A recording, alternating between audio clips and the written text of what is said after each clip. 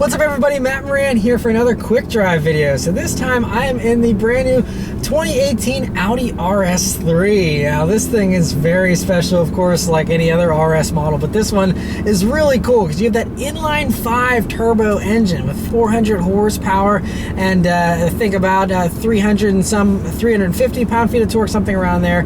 I've been driving a lot of cars today, so my mind is just mushed with specs. But this thing is really cool because that 5-cylinder sounds so unique and different. It almost has like a baby V10 from the Audis and the Lamborghinis. Otherwise, though, the RS is your typical Audi interior. The interior in here is pretty similar to what you get in a normal S3. You have these nice RS seats that are a little sportier, the flat bottom steering wheel and stuff. I haven't driven an S3 yet, but just from what I've seen, this looks very similar. You have the awesome Audi virtual cockpit in this one, which is very cool as well. And overall, it just looks great in here. And yeah, but let's take it on this straight road here and see how it does.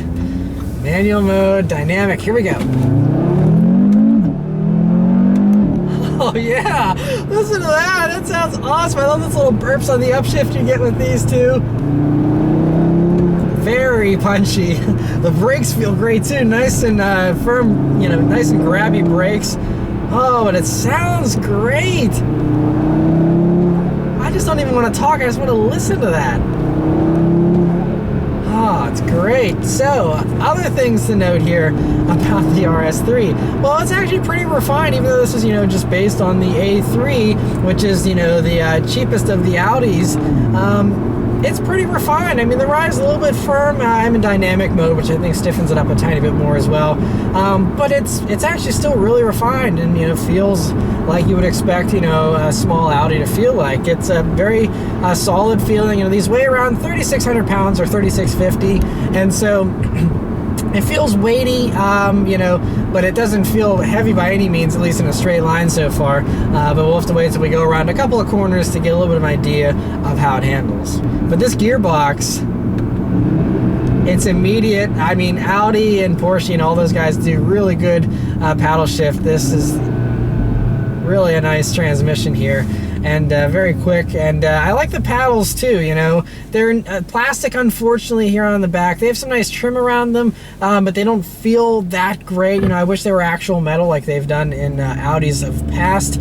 But it does, it's just, they're nicely placed. The right on the steering wheel here, they're pretty large and pretty easy to use. But yeah, and I mean, the great thing with these Audis, you have the Mmi System, which now has CarPlay and Android Auto here for 2018. But I just love, the Google Earth view that you get with the satellite imagery here for your navigation, which is just so cool and really makes it feel more next gen and next level than all the other standard navigation systems out there. But otherwise, the interiors in these A3s are very simple. It's not a whole lot of buttons, which is nice, but just the bare essentials of what you need here, and that's it. But I love this engine.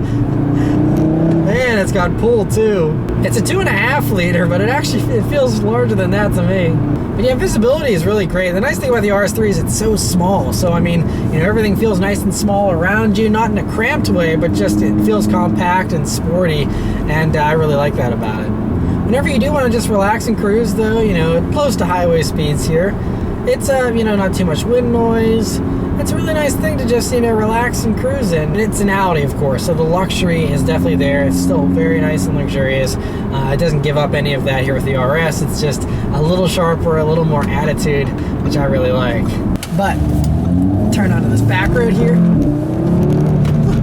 All right, so wanted to push a little bit there. I felt a little like the nose didn't want to dive in as much as I would like there. This has the all-wheel drive system, of course, which I think is part of what's playing into that. But once it finally did get with the program, then it is very sharp. And now we're just cruising here, and it's these roads aren't too windy, so I can't really get a good idea of how the handling is. But from the few corners here that I'm taking, it does feel very planted and composed. I mean, once again, we're talking about an RS model after all, so of course it handles well. So it's just whenever you push it, where you get a little bit of understeer, like is typical, I think, of a lot of these Audis. But it feels pretty good though. Still, I mean, unless you're absolutely diving into a corner, I think it does a pretty good job. the thrust from those turbos is really impressive too. But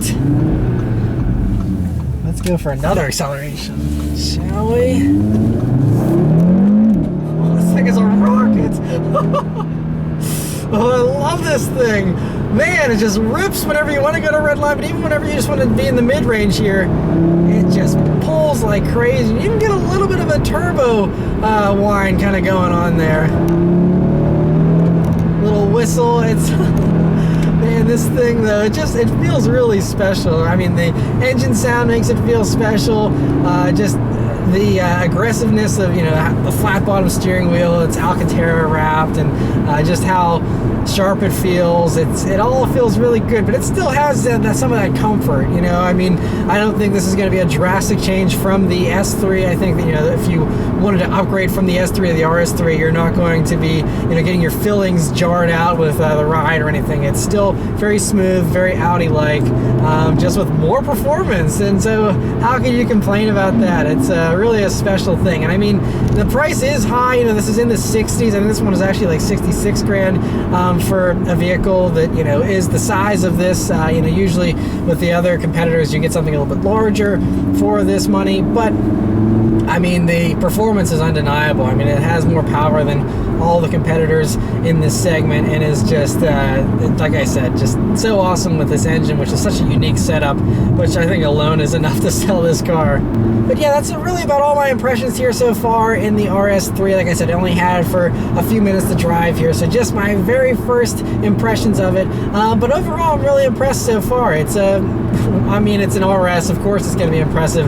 But yeah, it's certainly fun, certainly well worth the hype that's around the RS3 here. This thing is awesome, and it's so awesome that they're bringing it to the United States here. It's just great, you know, because we haven't had the RS3s ever before, so to finally get one here is really great. And yeah, it's a fantastic thing. But anyway, let me know your thoughts on the RS3 in the comments below. Maybe one of these days I'll get one to actually do a full review on. In the meantime, thank you guys very much for watching, and I'll see you next time. Take care.